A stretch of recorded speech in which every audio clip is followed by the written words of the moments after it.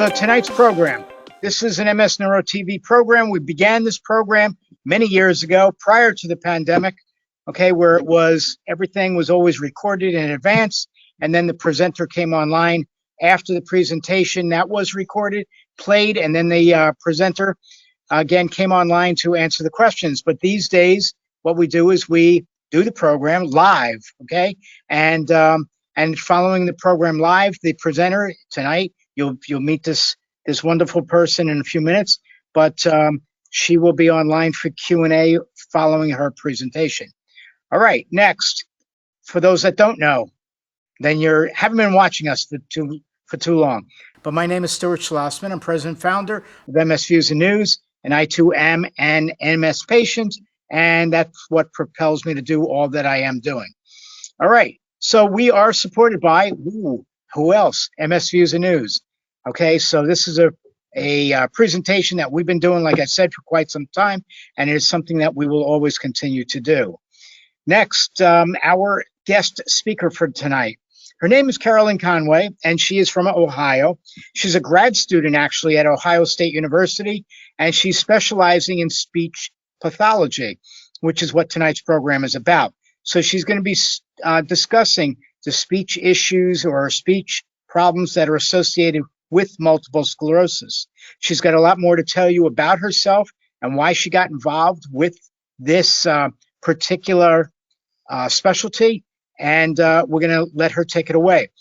All right. Hi, everyone. Thank you so much for being here. I am so excited about tonight's program, and I just want to start by thanking Stuart and everyone from MS Views and News for letting me have this opportunity. It's so exciting for me to be able to present and educate people about speech pathology and MS. So I'll go ahead and begin with talking a little bit about me and my background, and then we'll get into the bulk of the presentation. So in terms of my background, like Stuart said, I am a graduate student at Ohio State University. I am studying speech-language pathology. I first got my undergraduate degree also at Ohio State in speech and hearing science, and then decided to stay for 2 more years. I wasn't quite done yet, and get the master's in speech-language pathology. I'm really interested in multiple sclerosis for a very personal reason. My mom was diagnosed with MS in December of 2015. Ever since then, I've really had an interest in neurological conditions, especially in the way that they relate to speech-language pathology. In addition, I'm also really interested in advocacy and helping patients and their families become informed decision makers, because I think that there is a lot of confusion when it can come to MS care, because there is such a wide variety of symptoms and things that can be experienced by people with MS. And so by giving these talks and bringing awareness to these subjects, I hope that even if, one person, a light bulb goes off in their head and they think, hey, like maybe I'm having some of these symptoms, and you're able to contact your physician, then my work here was done. And that's really special for me. Another thing I'm really interested in is health literacy, and that is the way that we access health information. So I'm really interested in helping people understand health literacy and making information really accessible to everyone. So as we get into this presentation, it's really important to start by talking about what is speech pathology. Speech pathology is a field of professionals that help with things like speech, language, swallowing, and cognition. So as I said, you have to get a 4-year undergraduate degree and then a 2 years master's degree to be able to practice in this field. Some people may be familiar with speech pathologists because you had a child who couldn't say their R sounds, and so maybe they went to a speech therapist at school. Or maybe you know someone who had a stroke and they had issues with word finding. Speech pathologists can really work across the lifespan, everywhere from in the neonatal intensive care unit to hospice facilities. And that's what I really love about this field, is that we have the opportunity to get to connect with individuals across the lifespan and with a lot of different conditions. But tonight, of course, specifically, we're going to be talking about how speech-language pathology impacts people with MS. The first thing that we're going to be talking about related to speech language pathology and MS is dysphagia. So I'll obviously explain what that is. Dysphagia has to do with swallowing. We'll talk about that first. Then we're going to move into talking about dysarthria, which is a motor speech disorder. And then lastly, we'll be talking about cognition, which has to do with thinking. With dysphagia, what that really means is it's a difficulty swallowing. So in the simplest of terms, if you have dysphagia, that means you have some impairment with your swallowing. So on the slide here, you can see someone's actual swallow, and I'll kind of explain what this means in just a minute. But I think we always take swallowing for granted because it's something that we do so often and that we don't have to think about. But really, swallowing can impact all aspects of our life. And I'm going to talk a little bit about why swallowing is so important, especially for people with MS. But first, I want to talk about what dysphagia can look like for people with MS. There's a variety of symptoms, and the ones listed here are not the only symptoms by any means, but they do highlight some of the most common symptoms experienced by people with MS. So I think we've all had that feeling where maybe you're eating something and you just feel like something's kind of stuck there, like you swallowed a couple of times, but it's maybe not quite going down. Okay, that's one symptom of dysphagia. Another really common symptom of dysphagia is coughing after swallowing. So if you are frequently noticing that you are eating and you are just coughing and coughing after, that's definitely a red flag. That's something that you should be aware of. Another thing that is really common is that feeling of something going down the wrong pipe.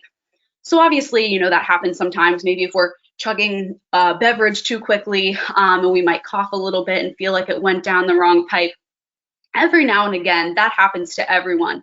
But if you're having this feeling consistently and coughing and feeling kind of like a wet, girly sensation in your throat, that's a symptom of dysphagia. That's something that should trigger your brain to say, something's not quite right. Another problem that people with MS often experience as it relates to their swallowing is trouble initiating a swallow. And so swallowing is actually really complex, and I'm not going to get into all the different phases of swallowing and the stages of swallowing. But when we swallow, the back of our tongue has to move backwards in our mouth and make contact with the back of our throat to make that food or liquid go down. But for people with MS, due to muscle weakness and spasticity, oftentimes they have trouble initiating that swallow and getting their tongue to go back. So if you're noticing any of these things, my biggest recommendation is reach out to your neurologist. This is not something you want to take lightly. And in the next slide, I'm going to explain why. So dysphagia in MS is really something we need to consider because upwards of 43% of people with MS experience dysphagia.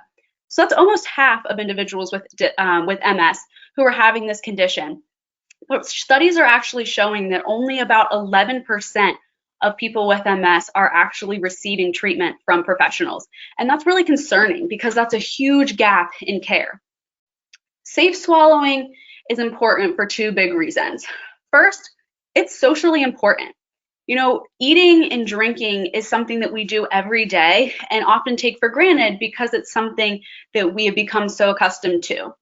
Oftentimes when we want to meet up with friends or family, we might say, hey, do you want to, meet up for dinner tonight? Or, oh, would you like to grab a coffee tomorrow morning? Eating and drinking are social activities, and they make us feel included in a community with friends or family, whoever we're meeting. And so if you as a person with MS are feeling like you're not able to go out into the community because of your swallowing, that's going to decrease your quality of life.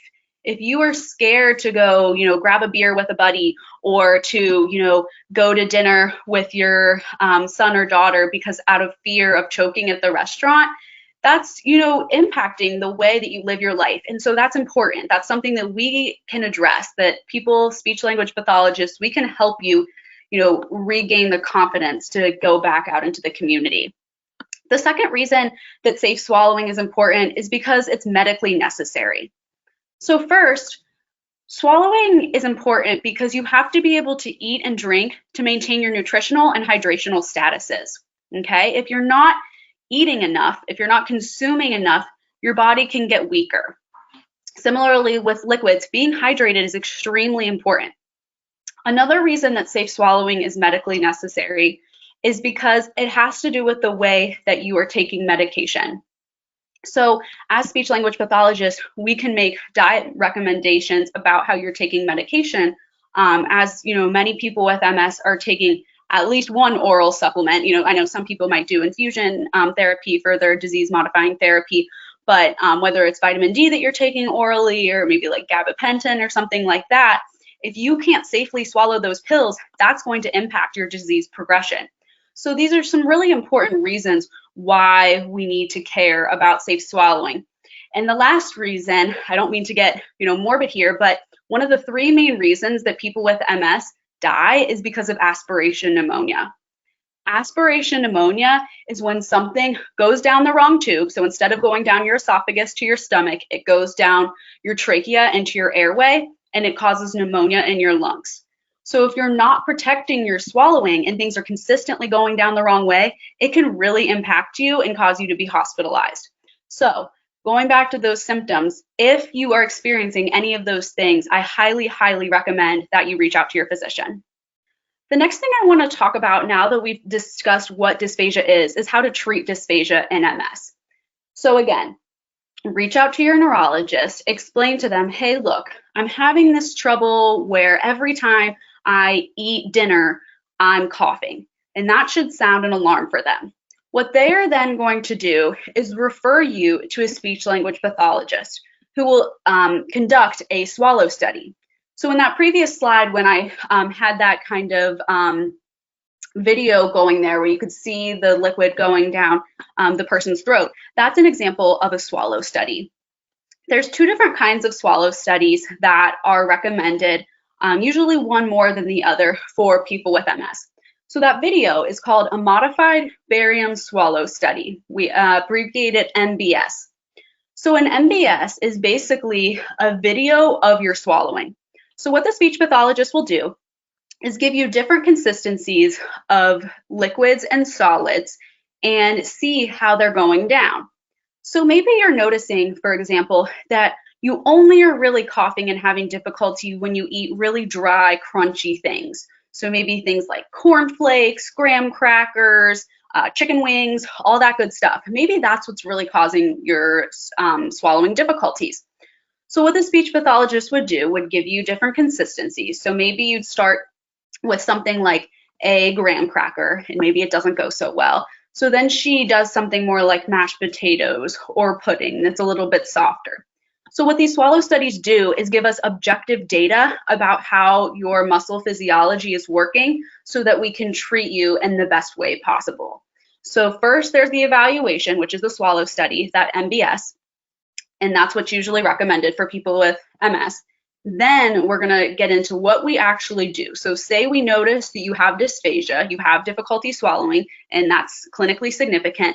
Then the question becomes, what do we do? When talking about what to do, there's kind of two main pathways about treating dysphagia in MS. So pathway number one is our strategies. So these are things that you, as the person with MS, do that can help you be more successful and safely swallow. So these are kind of external tools. So your speech pathologist, after doing that swallow study, will then recommend certain strategies. So for example, your speech pathologist might recommend that you take sips in small bites. So nothing, bigger than what can fit on your fork or fit on your spoon. No consecutive drinking, okay? So just a small sip. Things like that can make a difference.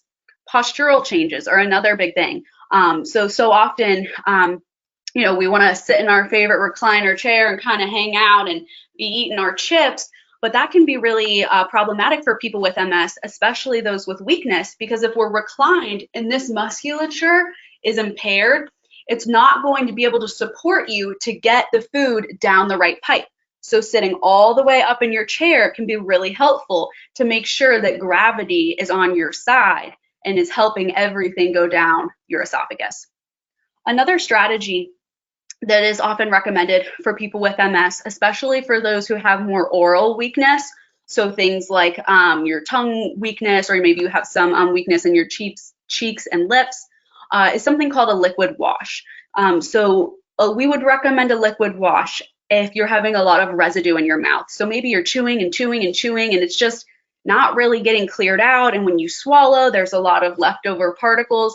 A liquid wash, which is basically just a drink after every bite, helps clear things out of your mouth and help you initiate that swallow and get everything cleared out. The biggest thing with strategies is that they're all going to be really individualized. So when you see a speech language pathologist, it's not a one-size-fits-all treatment. So the strategies I just presented here are by no means everybody should go out and do this. This is going to fix all your problems. Please do not think that if you do a liquid wash and sit up straight and take small bites, while those are also all great things, those aren't a one-size-fits-all kind of thing. Your speech pathologist will give you strategies that work for you. That was just kind of a glimpse into some of the things that we may recommend. The other aspect of treating dysphagia in MS is a modified diet. And I want to start by saying that modified diets are usually for people with more severe presentation. And usually they will try to avoid this route if possible. But I do want to present it here because it is something that with disease progression we can see in people with MS. So modified diets usually have to do with solid consistencies. They can do with liquids as well. We have things called thickened liquids. So you can pour this kind of powder into your drinks and stir it up, and it makes it thicker. And basically what that does is it helps protect your airway.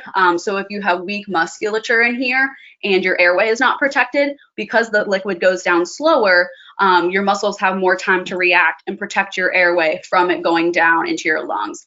The same thing can be recommended with solids. And so it's basically all about food preparation. So going back to that previous example, if you have consistent difficulty with hard, crunchy, tough things, then maybe your speech pathologist is going to recommend soft and bite-sized foods.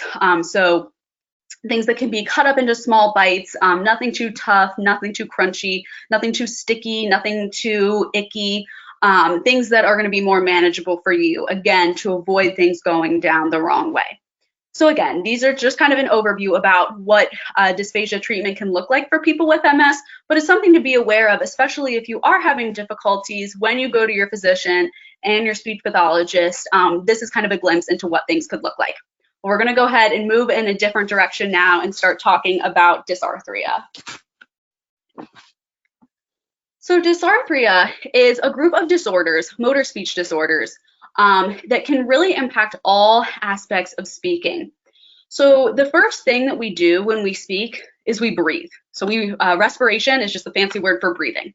So dysarthria can affect breathing. Phonation, that's the fancy word for talking. So your vocal cords, they vibrate together like this. Dysarthria can impact your vocal cords. Articulation is the fancy word for making precise speech sounds. And so being able to get your lips and your tongue and your teeth to the right places to make sure that you're making crisp speech sounds. And then prosody is kind of the fancy word for intonation, or that rise and fall in our speech that helps it be really natural. Okay, and so dysarthria is a result of a motor speech condition. And for people with MS, it's likely due to spasticity and weakness. So some symptoms that you might experience if you suspect that you or your loved one has dysarthria, you may notice that they have a difficult time timing their breathing with speech. So maybe they're then speaking like this. Maybe they're taking a breath in and waiting to get that out because they're having a hard time regulating that. Maybe they're having decreased intelligibility, so you as the listener are not able to understand them as well. Maybe they have an unusual vocal quality. It might sound a little strained, it might sound tight, it might sound irregular to you. It's not their typical vocal quality. We can also see a vocal tremor, which is really common for people with MS. It kind of sounds almost like their vocal cords are beating together too quickly, so it comes out very choppy. And then visually, you can kind of almost see like slow lip, tongue, or jaw movements. And again, this is all because this is a muscular disorder. This has to do with your brain trying to send signals to your articulators, your lips, your tongue, your teeth, and the signals not quite getting there efficiently. So we know with MS, right, you have this autoimmune condition, and it has to do with the way in which the signals are being sent from brain to body. So this is basically the speech manifestation of that. So just like you may, experience spasticity or weakness in your legs, you can also experience these things in your breathing muscles and your speech muscles and your articulators, and then it can come out and affect the way that your speech sounds natural. So we'll talk a little bit more about dysarthria as we kind of get into it. Dysarthria is really prevalent in the MS community because studies are now suggesting that upwards of 50% of people with MS have dysarthria. And it's important to note that there's a lot of different kinds of dysarthria. So this is kind of like the umbrella term, dysarthria, and then you have all your different kinds of dysarthria that fall under that umbrella. But today we're going to talk about the two most common types of dysarthria in people with MS, and those are spastic and ataxic dysarthria. So I'll kind of talk a little bit about what those mean. So ataxic dysarthria has to do with lesions in the cerebellum. So if your neurologist has explained to you where your lesions are and you happen to have some in that little brain, as we call it, that sits in the back of your brain, kind of on top of your brain stem, oftentimes you manifest with ataxic dysarthria. Ataxia is kind of a general term for a lack of balance and control and coordination, and that can present itself in speech. So for people with ataxic dysarthria, we often see difficulties regulating the control of speech movements. So we might see a regular articulatory breakdown. So things just don't quite sound right. We might see a vocal tremor because we have kind of that lack of coordination. The vocal folds are supposed to be together nicely like this, but they might kind of do an irregular thing like that. And we can also see excess and equal stress. So normally in our speech, right, when we're really excited, we kind of talk like this, or maybe we're down in the dumps and it sounds like this. But for people with ataxic dysarthria, it might all sound like this. They might have a hard time adding that natural rise and fall to their speech. The other kind of dysarthria that's really common for the MS population is spastic dysarthria. And this probably doesn't come as a huge shock, right? Because we know that spasticity is such a common symptom for people with MS. So again, just as it can affect those, leg and arm muscles, it can also affect your speech muscles. One of the biggest symptoms of spastic dysarthria is a strained and strangled voice quality. Okay, it can sound almost like you're trying to force air through your vocal cords because again, they should be together like this. But if you're having spasticity, they can get stuck together and air cannot come through and they can't beat together naturally. We can also see really irregular stress patterns. We can see decreased range of motion, so they might not be able to move your lips or your tongue as efficiently, and also short phrases, again, because you don't have that respiratory capacity. Now we'll talk a little bit about what treatment for dysarthria looks like. So treatment for dysarthria is really going to focus on three main things. The main focus is going to be to improve your speech intelligibility and improve your naturalness. Intelligibility is basically the way that people understand you. If you're 100% intelligible, that means that everyone that you're speaking to can understand you 100% of the time. If you're 50% intelligible, that means that they're getting only 50% of what you're saying, right? So we want our goals to be centered around making sure that you're understood by the people you're communicating with. But we also want to do this in a way that's really natural. We don't want to, improve this naturalness or improve intelligibility while decreasing your naturalness, because we want, of course, to make sure your quality of life is preserved and that we are, addressing all these areas. So the three ways that we typically do that for people with MS is first to focus on breath support. So again, we know that if you're experiencing weakness or spasticity in your respiratory muscles, your speaking rate may not be as appropriate as others. So we focus on that breath support. We practice taking in an inhale and letting out a nice steady flow of air and of speech. Okay, that's something we can practice and we can train those muscles. Another thing we can do is focus on speaking rate. So people with MS often have irregular speaking rates. Either they're speaking really too fast because they're trying to force out the words, or they might be slower because they have decreased range of motion. Okay, so we can try to find this balance by using different devices. Maybe we use a pacing board, which is an external device that can help you kind of tap along with the words to make sure it's really steady. Okay, so we're kind of working on that speaking rate to make sure you're getting your words out clearly so that your communication partner can understand you. The other thing that we sometimes see for people with dysarthria is augmentative and alternative communication. Augmentative and alternative communication is abbreviated AAC. So if I say AAC, that's what I'm referring to. And AAC is anything, any mode of communication that's not verbal. We all use AAC every day. Anytime you send a text message to a friend, anytime you wave hello, anytime you write things down, that's communication and that's AAC. But for people with more severe dysarthria, we may look into a communication device.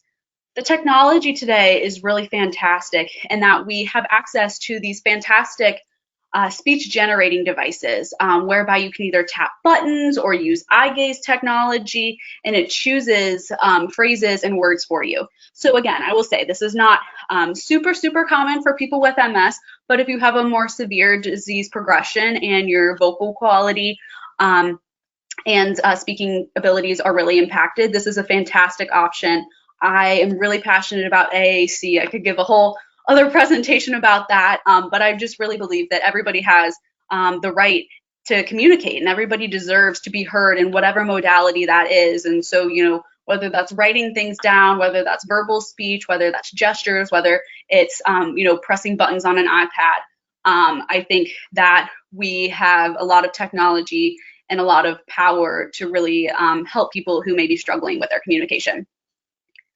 The last thing that I'm going to be talking about tonight is cognition. So we'll go ahead and kind of move into that.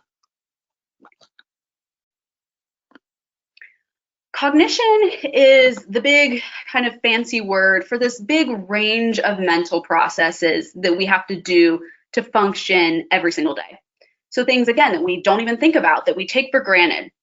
Things like memory, things like problem solving, being able to figure out different tasks and how to complete them in a creative way, how we process information and whether we do that quickly or slowly, how we attend to certain things. Are we able to sustain attention? Are we able to do divided attention tasks? And then word finding, that's a huge thing for people with MS. It's like, you know what you want to say, but like if the word's just not coming to you as quickly, that's cognition. Excuse me. So it's really exciting because speech pathologists can treat cognition. And this is something that not a lot of people know about speech pathologists. And so we're going to talk a little bit about what cognitive changes might look like for people with MS and then how we treat it. So in terms of cognitive changes for people with MS, I want to reiterate, this is very common. Upwards of about 80% of people with MS experience cognitive dysfunction. And so if you're experiencing these things, please know that you're not alone. This is super common. And that cognitive dysfunction can appear at any time in the disease progression. So I know oftentimes people who are unfamiliar with MS may, think that it has to do with mobility concerns or balance and things like that, and that's all true. But cognitive functioning is also something that's highly impacted and is not necessarily correlated to your external physical status. So you could be, experiencing a very variable presentation of, mobility and physical functioning, but also have a mismatched cognitive profile. But the biggest thing with cognitive decline is to recognize it early. And, obviously every now and then we all forget things, we all, miss things or can't, quite come up with the right word that we want to say. But if this is happening to you often, I really suggest that you reach out to your neurologist, because there are things that you can do to really help yourself, both pharmacologic and also compensatory strategies, which is what we're going to get into next.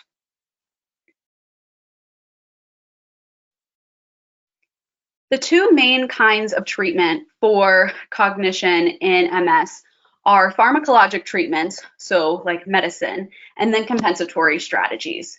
I'm sure many of you who have experienced cognitive decline, I hope, have brought this up to your neurologist and asked about different medicinal treatments that can help with MS. I'm not going to speak on that because that's not in my scope of practice, but I am going to talk about compensatory strategies, which are things that you as the individual impacted by MS can do in your daily life, just little tips and tricks that can really make a big difference. The first thing that we're going to talk about are just some kind of things that you can do in your daily life. I cannot stress external memory aids enough. So the biggest one that I've found to be so helpful are calendars. Whether you do it on your phone or your computer or a physical calendar, these are really, really great options to be able to manage all the different things you have going on in your life. I highly recommend physical calendars, ones that you actually write on, because when you write, your body actually signals a different neurological message and sends that message to your brain and helps it click better. Because that physical act of writing, it sends like a neuromuscular message basically to your brain. And it's really cool how writing can directly trigger parts of your brain and help that information stick. So I highly recommend calendars, especially physical ones. They can be really, really helpful. Another treatment is using reminders, whether that's Post-it notes, whether that's, you have a notebook.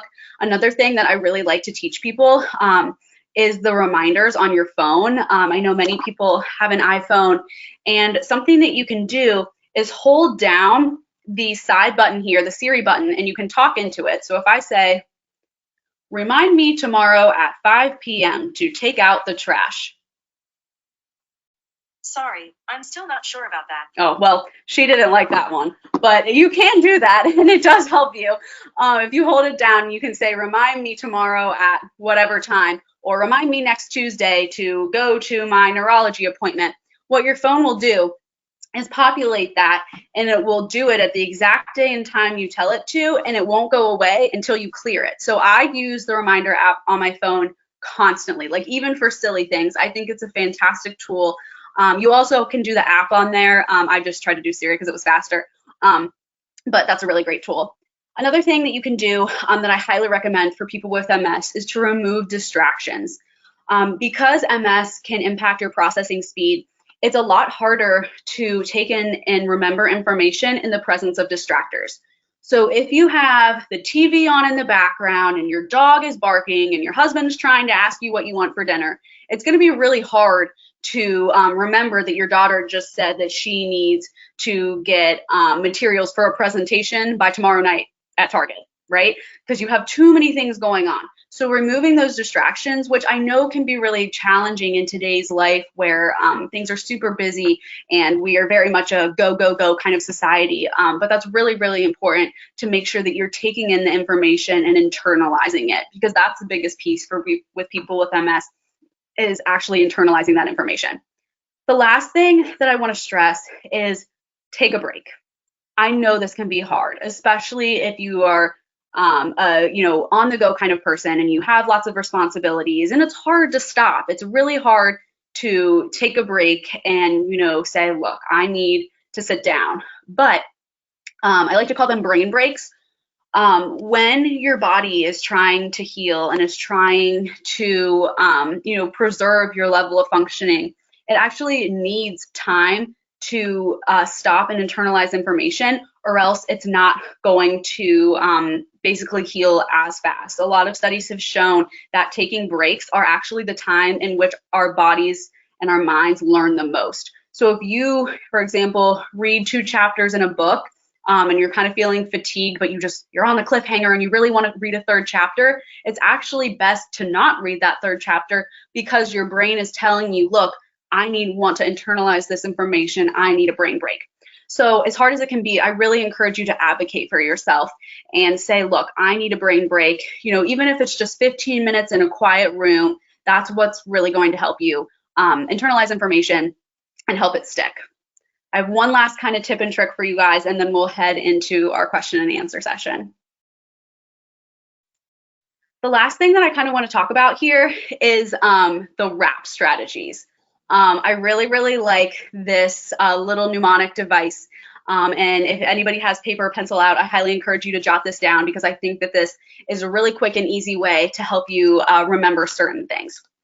So first, I encourage you to write it down. If you have something that you really need to remember, like maybe you have a physical therapy appointment next Friday at 10 a.m., write that down on your calendar, just like we said. Another thing that you can do is repeat it.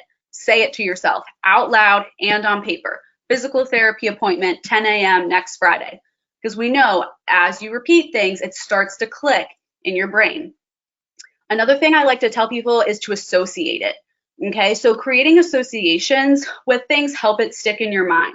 So maybe your physical therapist's name is Jen, and you also have a neighbor named Jen.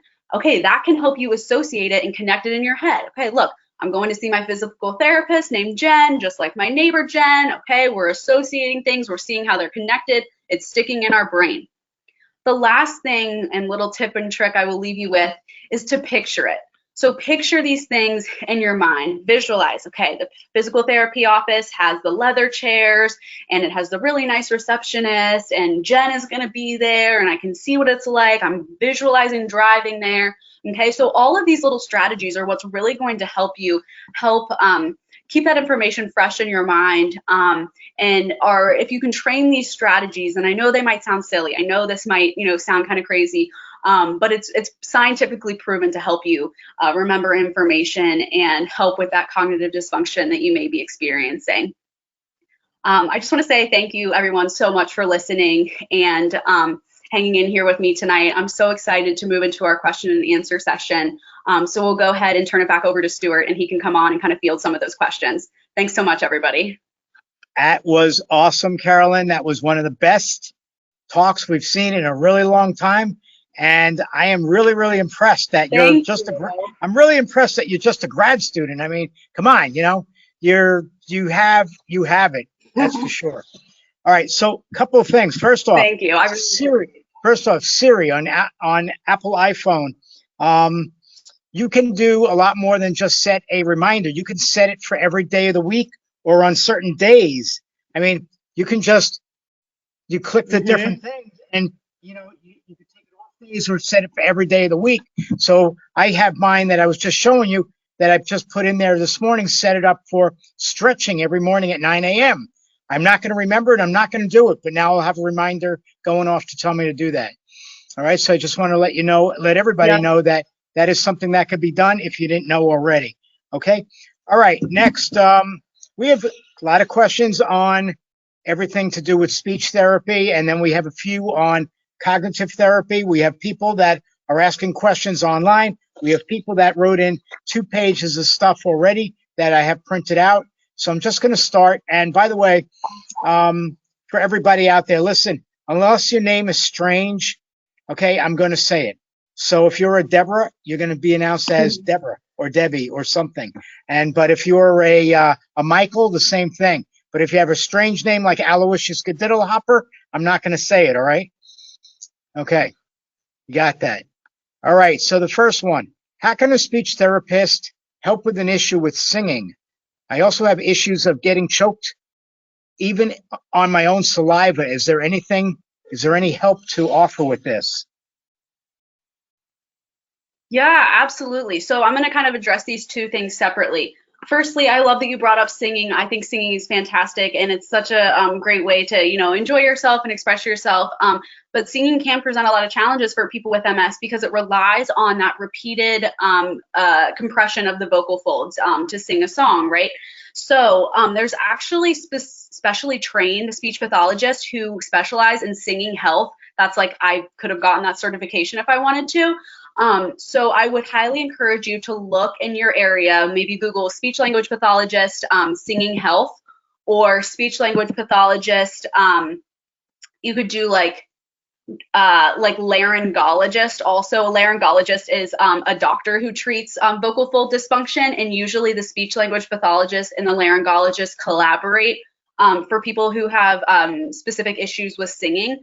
So there are actually specially trained speech pathologists who can help with singing, and I encourage you to reach out to them because they are fantastic. They're some of the smartest people that I know. And then as for choking on saliva, that can be really tricky, and I definitely hear you. For that, that's hard because, this is individualized, of course. I can't, give you a certain prescription per se.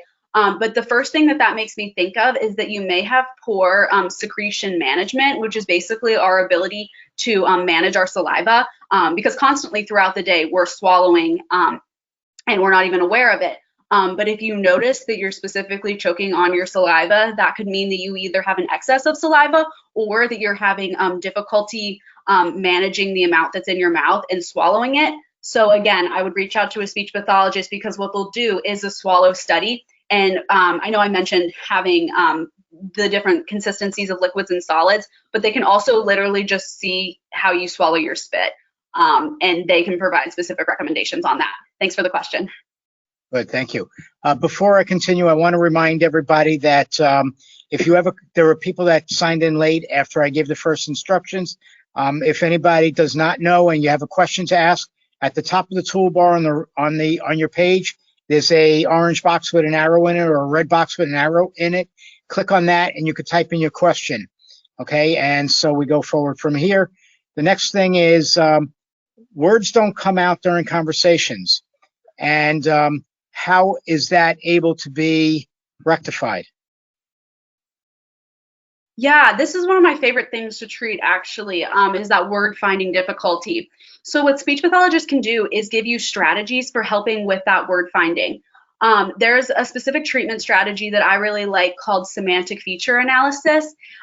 Basically what it does is it gives you ways to find those words. So say, for example, you're trying to think of the word cow. Maybe you can't think of that word cow, but so we're going to train you on doing different describing words for that word. So it's an animal, it's black and white, you see it in a farm. Oh, your communication partner's like, wait, are you trying to talk about cows? Right? So semantic feature analysis is basically giving you different strategies for when you can't find words in conversation. And I know that was like kind of a silly example, but we can obviously make it higher level as well. But that's just one example of a way that a speech pathologist could help you train those word finding difficulties. Thank you. I know a person that doesn't call it a cow, she calls it a moo-moo. That works too. I like that. That's true. That's true. All right. So in general, though, for dysarthria, a person is asking, how are there ways to overcome dysarthria? And again, before you kind of going back to that. Again, before you answer, I know some of the questions might be repetitive to something that you spoke about, but these are questions that came in and maybe somebody didn't hear you say it at the time, so we're going to ask you to say it again. Yeah, absolutely. No problem at all. So our two main goals when treating dysarthria are to improve your speech intelligibility, so the way that people understand you, and your naturalness. So does this sound like a typically developing speaker of English or whatever your first language is?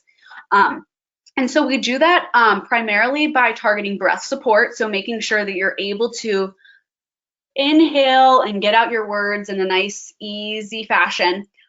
We can also do things like targeting your speaking rate. So if you're speaking too quickly or too slowly, we can also provide augmentative and alternative communication. So maybe like a communication board or a communication device. Another thing that we often see for people with dysarthria is actually like training functional phrases and words that you use in your daily life. So if your wife's name is Susan. But when you say Susan, it just does not come out like that. We're going to practice that. And I'm going to teach you, okay, first your tongue needs to go, and we're going to try that smile sound. And then I need you to open your mouth for ooh, then, okay, we're going to practice that because I'm going to train those exact speech motions. Because again, we don't think about these things, right? We don't think about how we have to smile for our sound and we have to round our lips for our ooh sound. But if you're saying Susan all day long and she can't understand you, that's a problem. So what we're going to do as speech language pathologists is make it super functional for you and decide what is the most important things that you need to say in your daily life and how can we help you. Okay, thank you. Next, do speech issues improve with time? Yeah, so what our goal is overall for people with MS, because we know that it does present as a degenerative condition, we're always aiming to maintain your prior level of functioning. So we want you to be where you currently are, and to prevent further decline. So the biggest thing, and if anybody takes anything home from this talk, it is early intervention is key. So if you notice you're having speech difficulty, contact someone now, because what they can do is, even if you have a severe disease progression, they can give you strategies right now that can help you even 10 years down the line. So I'm not going to, promise that your, speech is going to be magically fixed, but what I can say is that we can give you strategies to prevent it from further declining. Okay, thank you. All right, I'm going to combine some of the questions. So the next has to do with choking when swallowing and choking while eating. So a person writes, are there exercises I can do to help with swallowing? Because she seems to choke on the smallest of things and where it can barely get any air, and the family has called 911 several times. And another person just saying that, it's just during the normal day, does not have to be chewing on anything, just gets to the point where feels like he's choking. Yeah, absolutely. So again, this is going to be super individualized, and to say, choking, like, to me, that could mean a number of things, because choking can actually happen for like 8 different reasons. And so unless I know what exact muscles are being impacted and what cranial nerves are being impacted, I can't say, okay, you should do these exercises. That's why we would need to have that swallow study. But what I can say is, yes, there are exercises that you can do. There's a device that I really love. It's called EMST. It stands for Expiratory Muscle Strength Trainer. You can get them on their website for about $50. And you should have your speech pathologist train you on how to use this. But basically what it does is you blow into it and it helps you, your breathing against resistance. And your breathing muscles and your speech muscles are actually like the same. They're very intertwined. So when you blow this puff of air into it, it's strengthening all these muscles in here. So if your choking is due to a weakness in your pharyngeal, like your throat muscles, that could be really effective. But again, I'm not telling people to go out and buy this device. I'm just saying, if you have a swallow study and it's due to deficits in your swallow musculature, that's a really good option that your speech pathologist will likely endorse and help you figure out. So going further with that, and this because I had the issue years ago and I was trained on what to do with it, but foods would get lodged in my throat, okay? And, to avoid some of the choking that can come from that, to do the bend and tuck. The chin tuck. That's a great strategy. Yeah, I can speak on that a little bit. So a chin tuck is recommended often for people who have what we call premature spillage. And basically what that means is you're taking a drink of something or eating something. And like I said, so pretend this is the back of your throat and this is your tongue. What has to happen when you want to swallow, when you want to initiate a swallow, is the back of your tongue has to push the food back and make contact with your throat. But say you're eating, your peanut butter and jelly, and your tongue is not quite ready to make this motion, the peanut butter and jelly might fall over here before you've made that contact. So what can happen is it goes down too quickly and your muscles aren't ready, so it can get into your lungs because it wasn't prepared to protect your airway. So the chin tuck, going like this, Basically what it does is works to defy gravity. Because you're looking down, it prevents the food from spilling over, and it gives your tongue time to make that contact. So again, want to say once again, this is all very individualized. This isn't necessarily one time, like a one size fits all kind of deal, but that is a really common exercise, especially for people with that premature spillage where the food goes over before your body has time to react. Great, thank you for that. All right, next one. What are the exercises to strengthen a weak voice? Yeah, so I actually have quite a few exercises that I'd love to share really quick. So one of the first exercises, and again, this is all going to sound really silly, but I promise you this is based in science, is just called like sustained phonation. So seeing how long you can hold out a vowel on a single breath. So it would look something like this. E, and then holding that as long as you can. Because what that is forcing you to do is to volitionally contract your respiratory muscles, so your breathing muscles, and then continually beat your vocal cords together. The average length of phonation for like adult males, I believe, is about 22 seconds, and for females is about 17 seconds. So if you're unable to sustain that E for roughly that time, that's something you can work on. Another thing you could do is like a choppy E, so E, E, E, E. So again, instead of continuously beating your vocal folds, you're going to bring them together. So you're training those vocal muscles to come together at an appropriate time. Pitch glides are also great. So E, so working on those different pitches, which pitch is basically how tightly your vocal cords are together. So to strengthen them, you want them to be able to come together at different frequencies. And that's what creates that intonation in our speech. So if you can train the low E to the high E, then you can have that natural rise and fall in your speech. That's just a couple of ideas. I know, again, that might sound a little silly, but those are like scientifically endorsed vocal function exercises. But yeah, they're great. Okay, great. Next, how does a person know if a weak voice is due to multiple sclerosis or another health condition, such as a person that has a bad heart or artery procedures being done? That's a really good question. And oftentimes I would say it's hard to tell, right? Because MS can impact really all aspects of our body. If you're suspecting that it is as a result of your MS, I would recommend that you see your neurologist. What I will say is that if you've had a heart surgery or a heart condition, that also can impact your vocal function because they're so close. A lot of times people who have had heart surgeries then become intubated. So if whoever asked this question, if you're listening, if you were intubated, that has a really high risk factor for vocal injury, because the tube literally goes in between your vocal cords. Like they're sitting here and then the tube is like coming down the middle like this. And so what can happen is that when they yank that tube out, it can injure your vocal cords. It kind of can scar them basically.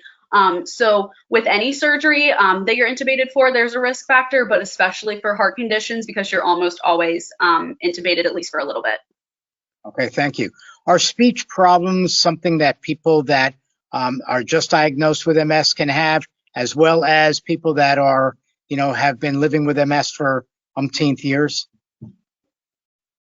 Yeah, absolutely. Dysarthria can present itself at any time in the disease progression. What we really see is that your lesion location is what's going to inform your disease progression and your symptoms.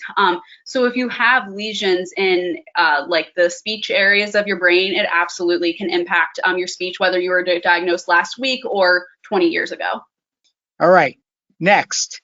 Slurred speech. Let's go back to this again. Slurred speech for this person started a month ago, but sometimes this person has been having some of these problems going back 2 years, sometimes worse than others. Will therapy help with this over time, or is it expected not to help at all? No, therapy can absolutely be effective because, again, Our dysarthria therapy is always going to be centered on increasing intelligibility, so reducing that slurred aspect of your speech and doing it in a way that preserves your naturalness. And so again, we're going to give you strategies that are that you can use in times where your speech may be more slurred. So I know for a lot of people, when they're fatigued is when their speech symptoms often are exacerbated. Because their muscles are tired, they don't have it in them, they might have had a long day, and so their speech can become more slurred.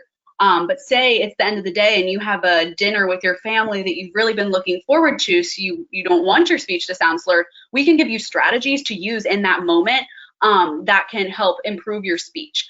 So whether it's going to be directly, so there's rehabilitative strategies, which are directly impacting muscle function. So things like those E's and those oohs, those are impacting muscle function, or compensatory strategies like using a pacing board or using a external communication board, which are more environmental changes. Both of those can have an impact and help your speech sound more intelligible.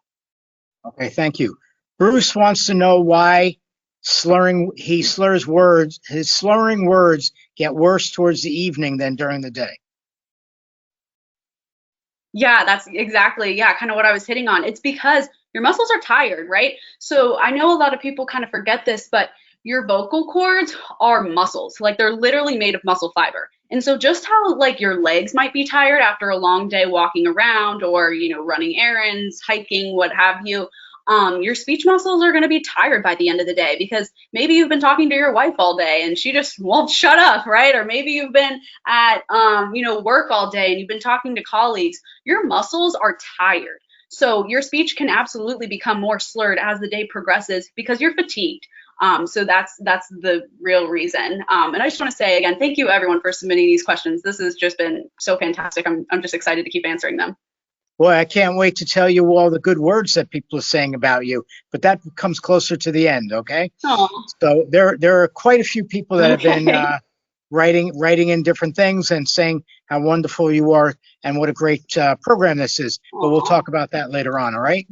So like me, okay, I get raspy in the afternoons. It gets worse at night. I've always known that that is associated with talking too much during the day, right? But what can be done for raspiness or for people who get a weak voice during the course of the day? Yeah, it's really tricky. Another thing I'd like to recommend is hydration, because drinking water throughout the day can help lubricate your vocal folds. So when you do that, it can eliminate some of that raspy quality. So making sure that you're getting enough fluids throughout the day is really helpful. And practicing good vocal hygiene. So just like we have, oral hygiene, brushing our teeth, showering is body hygiene. You can also do vocal hygiene, which is basically targeting the health of your vocal cord. So hydration is a huge one for raspiness. Another one is speaking at a volume that is not super loud or shouting, being really mindful. That and also taking like vocal breaks. I know it can be hard. Again, our society's really go, but to preserve your voice, you have to kind of slow down sometimes and build in quiet time throughout the day, again, to let those muscles recharge. So again, I keep bringing you back to the analogy of walking, right? If you just walked 5 miles around the city, you're probably going to sit down. Just like if you went to your son's soccer game and you were screaming and cheering, you probably should kind of tone it down and not go to a loud, noisy dinner where you're going to have to scream over the other restaurant goers, right? So taking that time, taking that rest. Gotcha. So I do drink a lot during the day, but so vodka shouldn't be used? I don't quite recommend vodka. I would say water is probably your best bet. I had a feeling you were going to say that, so I'll try to stick to my 32 ounces of water a day, but I still get raspy even with my 30 ounces of water a day. All right, next question. Enough of that sick humor, right?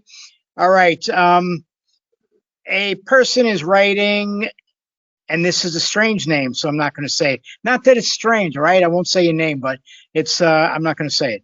Lately, my speech hasn't been the same. I noticed that I mumble at times, or sometimes I know what I have to say, but the words won't come out. Last time I felt the same way. There were new lesions. I just had an MRI. I just had an MRI yesterday, and it shows new lesions. And I hope I don't have, sorry, everybody, it went to the bottom of the page, and I can't see that far. I'm sorry that I don't have something. I lost it at this point in time, so. I don't have any new lesions. Okay. Yeah. Did they say that they do or don't have new lesions? They haven't found out yet? So, but the words won't come out. Last time I felt the same way. There was new lesions at that time. I just had an MRI done yesterday, and I hope I don't have any other new lesions. Got it. Okay. I just wanted to make sure I heard the question correctly.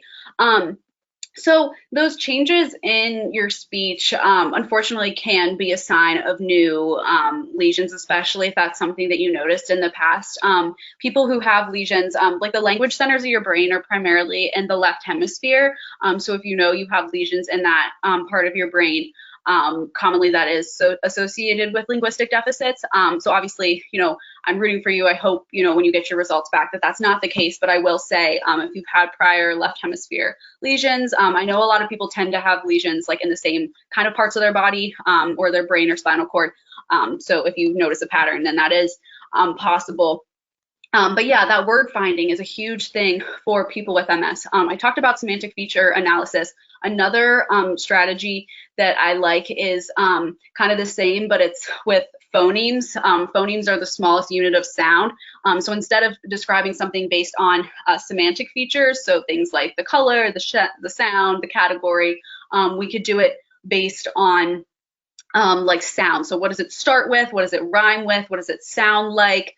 All of those kinds of things. So if you're trying to come up with the word mop, you might say, oh, like, it's that thing that you use in the kitchen, starts with the kind of sounds like hop, right? So you're giving those clues to your communication partner.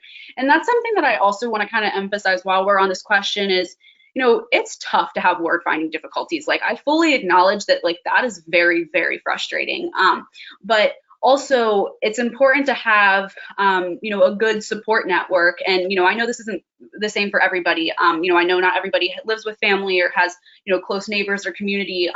But if you can help train your communication partners on how best to support you, that's something that speech language pathologists can do. You can come into your session. It can be you and, your caregiver, your neighbor, your family member, whoever. And we can also teach them strategies to help you when you're having those moments of frustration and struggle.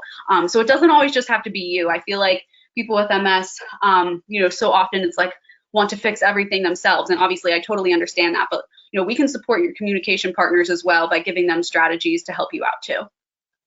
Great, thank you. Is speech language therapy covered by insurance? Oh, this is my least favorite question. There's not a straight answer. It very much depends on where you're going, where you're getting your services from, who your insurance provider is. I will say a lot of insurances will cover like a certain amount of sessions. So maybe you can get, 2 sessions a week for 5 months or something like that. But then they do cap it at a certain time frame or a certain amount of sessions. I would say a lot of insurances, have like a set amount of funding, but I'm certainly not an expert on this, especially because it's so individualized. Insurance makes me sad sometimes, and it can be very frustrating. So I would say talk to your insurance company about that because I can't directly speak on it, but usually they cover at least a portion. But a lot of times it does max out at a certain amount. Great, thank you. Just to let you know that one of the people that think that this is such an awesome conversation today and dialogue writes, we need to hear her thesis when she's finished. Oh, that's so funny. Well, this is kind of my thesis, to be honest.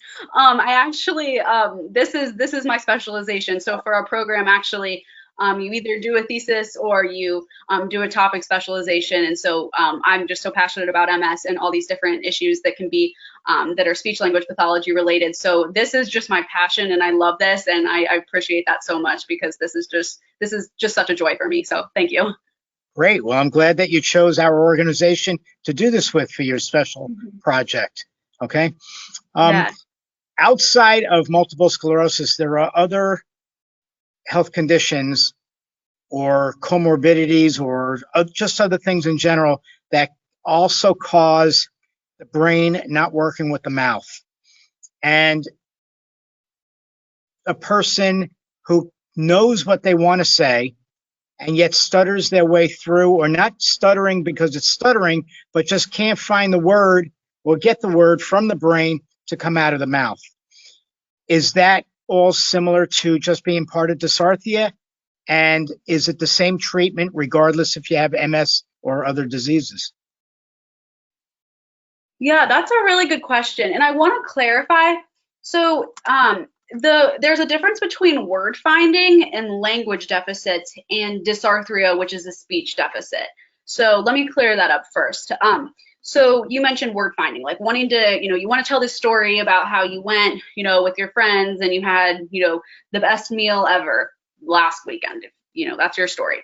That, and you can't get through that. You start to tell the story and the words aren't coming to you and your communication partner doesn't really understand because it's those word finding difficulties are really prevalent.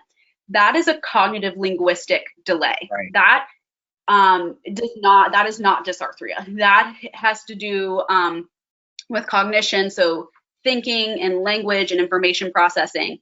It does not have to do with speech movements. Speech movements is dysarthria. Dysarthria is a motor speech disorder, and that specifically has to do with the connection between your brain and your actual musculature. So like if I couldn't make the ooh movement and I could maybe go, if I wanted to say Susan and I could say Susan like that and I couldn't get that, that would be dysarthria. But not being able to say, oh, I went to this restaurant and it was amazing and I had such a great time with my family, that is a linguistic delay. That has to do with language. So when it comes to treating people with MS versus other neurogenic communication disorders, the treatment can look the same, but it can also look different.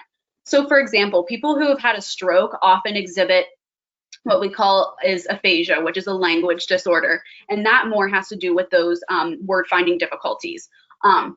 There are very specific stroke treatments that we a lot of times just use for people with stroke because oftentimes their word finding difficulties are more severe than people with MS, so they might need a higher level of support. But for example, like that semantic feature analysis that I talked about, that can be modified for people with MS. So a lot of times we're pulling from the same treatment approaches and then modifying to meet that person because therapy is always going to be really individualized and it's always going to be super person-centered. I hope that answers the question, but it is really tricky to differentiate language versus speech, but those are two different things. Right. So it did partially answer the question, but for a person, say, that is listed as beginning stages of Alzheimer's or dementia and also cannot get the words out, but know that the word is there, but it's like trapped in the person's brain and can't get it out. What would you classify that as being?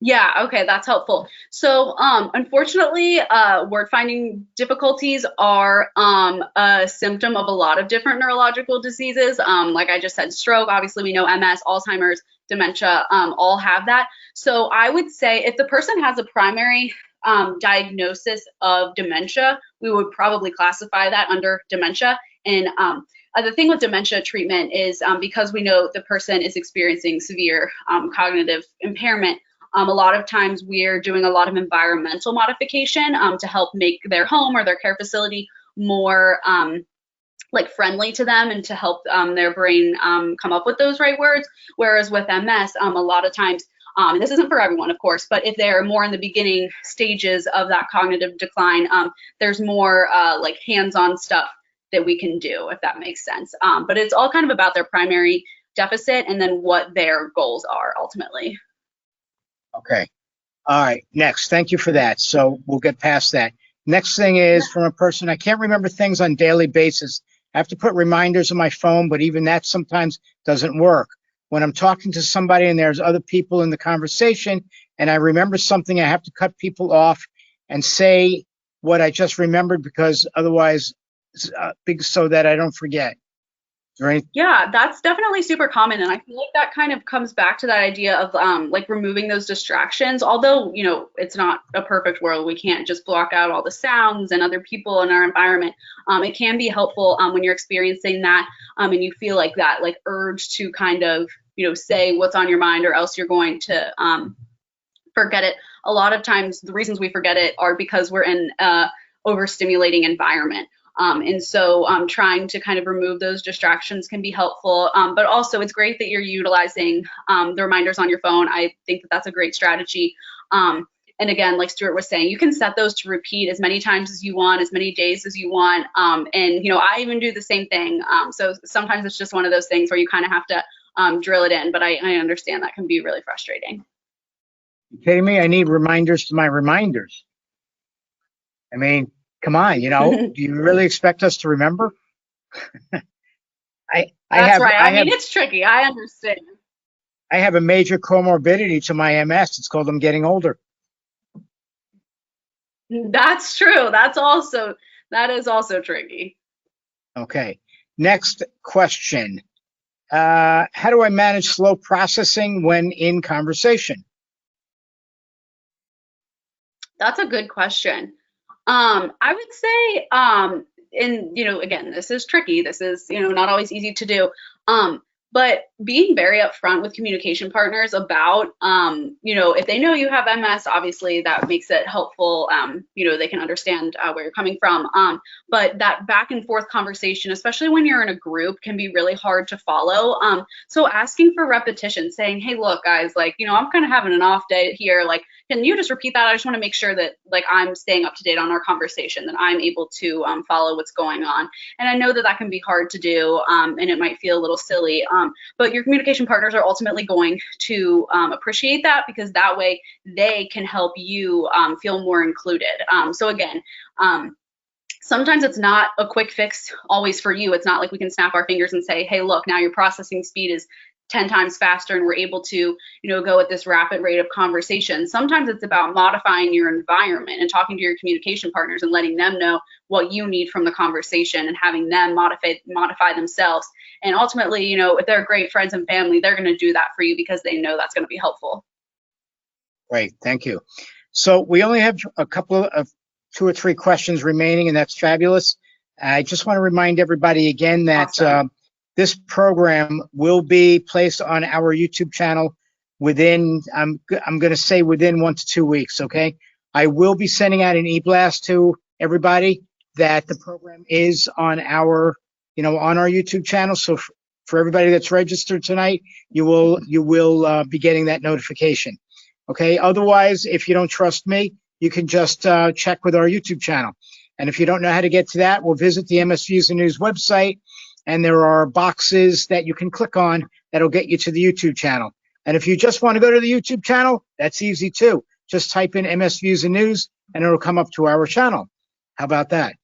Okay, so there are lots of kudos to coming your way, and we'll get to those shortly. But for now, I just want to get to these other questions. All right, so Cindy has one. Do the strategies for a person with dysarthria actually work? For real? Question mark. I mean, not question mark, exclamation point. When one is having a true MS relapse and connection between the brain and the voice articulation are absolutely broken. Yeah, it can be really tricky for sure. And it is hard, especially in those relapse moments where everything is going haywire and you feel like, everything is kind of exacerbated. So, I'm not going to promise some magic fix. Absolutely. I'm not going to say that if you see a speech pathologist, all your problems will be solved, because that's, not the case with anything. But what I will say is that we can teach you ways to be intentional about communication that are probably likely things you haven't thought of before. And when you feel like you're in those moments where you're so exhausted and your speech is slurred and, you're having difficulty, we can give you those strategies to help you be more intentional, to be aware of things. So again, training those specific speech movements. And I feel like because MS primarily affects adults, and we're all, cognitively aware, it's really different than speech therapy with kids. As much as I love working with kids and teaching them how to say their R's and their S's, kids usually just don't really care as much. They're not really very motivated. But the fantastic thing about people with MS is that they want to get better and that they have this motivation and that they have this intrinsic focus. And so if I can teach you about literally where your tongue is supposed to be in your mouth to make this sound, and when you're having a really off day, you can think, okay, Caroline told me that when I make my S sound, I need to go S, and you can make that smile sound.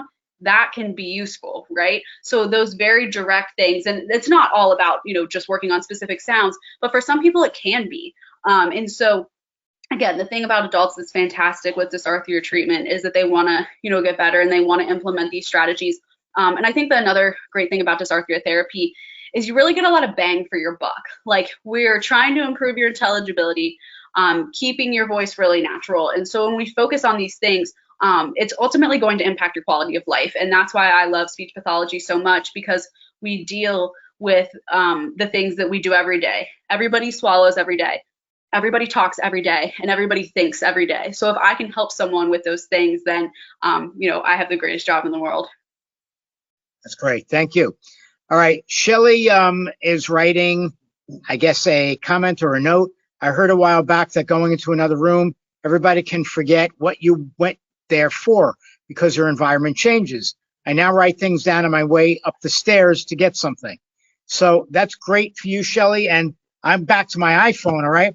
I could be going from one end of the house to the other, and I'm telling my iPhone what to remind me in 5 minutes from now.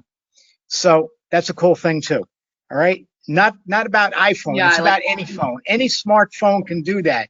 All right. So you should be able to use your phone to your benefit, or grab a note, run around with a pen in your hand, write things on your hand if need be, if you don't have paper nearby, and you'll get through this. That's all I can say. All right. Now for the kudos, because I am out of questions because I did combine some. Again, wonderful program. Oh, here we go. A question. I had a relapse in 2018. Somebody just wrote it. I changed medication and I ended up with chronic pain, tingling, burning on my legs and feet. And when I'm stressed, makes it worse. And I've tried so many meds and nothing helps. I also think the sun might have something to do and make things worse as well. Is this what's affecting my voice? I mean, that's hard to say because it sounds like a lot of things are happening. I would say certain medications can impact your voice, but that's usually, it's not super, there's not like a great correlation between a lot of medications and dysarthria. I would say that would be something you would want to bring up with your neurologist, because it sounds like there's kind of a lot of things that could be causing certain decline, but it's hard to say. Okay, thank you. And another person writes, excellent presentation, Carolyn. Thank you. Hopefully you will present again. Would love to know more about having a weak voice. I think she answered a lot about weak voice, so I don't know how much. Do you have a lot more you could say about what to do about a weak voice? Well, what's really hard is that everybody is so different. And, these talks are meant to kind of be just like a kickstart into, helping you recognize certain deficits that may be as a result of your multiple sclerosis. And so I'd love to talk again. I don't know how much, different things I would say, because, I can't say, okay, this one person, I can diagnose you right here and now. That's just not really the case. What I can say is that there are, hundreds of thousands of fantastic speech pathologists all across the country and beyond. Wherever you live, you'll have access to speech pathologists, and they can give you a really personalized plan. Our field has really moved into being very individualized, very person-centered. And we want to know what you care about. Like, I want to know, why does your weak voice bother you? What about it is difficult? When is it worse? And so when you can meet with an actual speech pathologist in person or via, an telehealth visit, they can really narrow down the root of your deficits and create a plan that works for you. Great. Thank you for that. And before I get to the final kudos here again, I want to let everybody know that we are doing another virtual or webinar, whatever you want to call it, tomorrow night. And with that is Dr. Ben Thrower. And what are we speaking about? Walking issues, gait issues, imbalance, balance, and other things. And all this will be presented by Dr. Ben Thrower. And again, it'll be at 7 p.m. tomorrow night for the MS Views Now program. And in addition to that, he will give you the next set of updates with the MS community and COVID. It's still there. Yep, it's still there. Okay, so anyway, we wanted to let you know about that for tomorrow night, okay? Again, this program will be on our YouTube channel within 2 weeks. And again, I will let you know about that. And for the zillions that are zillions, there aren't that many online, all right? But for the many that are online that are saying about it being a truly wonderful program and wanting Carolyn back again and again and again, and I'm just going to let you know this, I hope to have Carolyn back again in the very near future. Let her graduate first, and then let's see what she could bring to the table, okay? All right, when are you graduating? Awesome. Thank you so much, everyone. I'm graduating in August, so I have just a few months left. So we're in the home stretch. It's super exciting. Great. Everybody clap and say, yay, way to go, way to go, way to go. Good. All right, we are getting thank yous and whatever in the meantime. And I will say thank you very much. And I am going to sign off in 5 seconds. So thank you very much, Caroline. We'll see you all soon. Thank you for being here. Bye-bye.